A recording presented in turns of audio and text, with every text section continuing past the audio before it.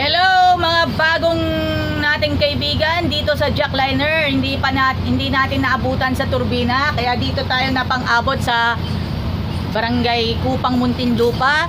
Excited din ako na ang inyong lingkod, mas maaga ako pumunta dito para makita ko yung kalapit na dagat. Yun ang mga highlight. Ito yung mga bago. Kaway-kaway lang muna tayo lahat. Kaway-kaway. Especially yun sa mga kumakain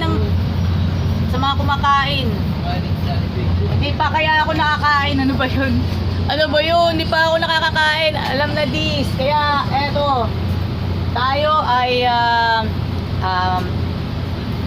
nasa 11th episode and 3rd season po ito ng Jackliner Specials.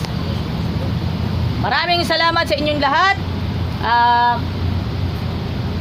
Pagpalain po tayo ng pong may kapal. God bless us all. Mabuhay ang Jackliner, mabuhay ang Pilipinas! Yahoo!